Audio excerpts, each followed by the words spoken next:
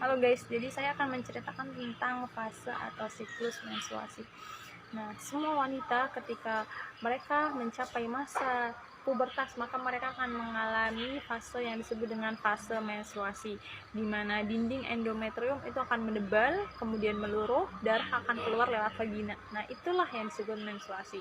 Perlu kita ketahui, menstruasi itu memiliki 4 fase. Fase pertama yaitu fase praovulasi atau fase folikuler. Nah, dimulai di hari pertama di mana ovarium akan memproduksi folikel yang berisi sel telur.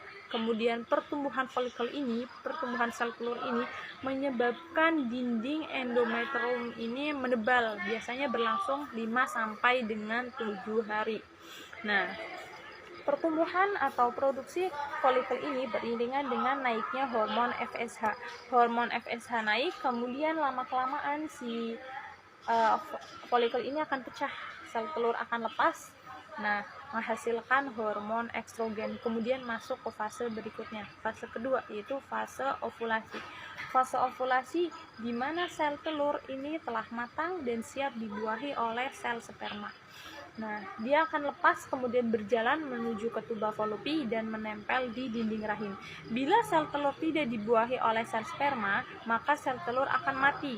Nah, biasanya sel telur cuma bisa bertahan selama 24 jam.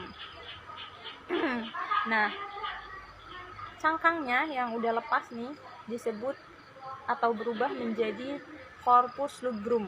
Nah, corpus luteum ini menyebabkan hormon LH naik, kemudian menjadi hormon FSH-nya terhambat. Kemudian masuklah ke fase ketiga, yaitu fase luteal, di mana telah terjadi ovulasi, kemudian corpus luteum. Nah, cangkangnya ini berubah menjadi corpus luteum. Nah, corpus luteum ini memicu naiknya hormon progesteron. Nah, hormon progesteron ini menyebabkan menebalnya dinding endometrium.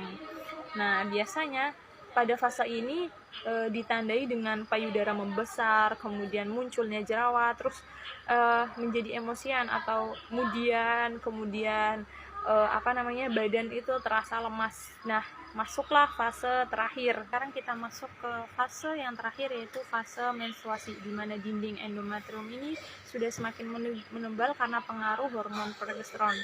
Kemudian jika tidak terjadi pembuahan, maka corpus luteum ini akan berdegenerasi menjadi corpus abikan, di mana corpus abikan ini tidak dapat merangsang sekresi dari hormon estrogen dan progesteron. Nah, kemudian apa yang terjadi? Maka terjadilah peluruhan endometrium. Nah, kemudian darah akan meluruh, kemudian keluar lewat vagina. Nah, itulah yang disebut dengan fase menstruasi. Semoga bisa membantu kalian semua. Kurang lebihnya mohon maaf. Assalamualaikum warahmatullahi wabarakatuh. Dadah.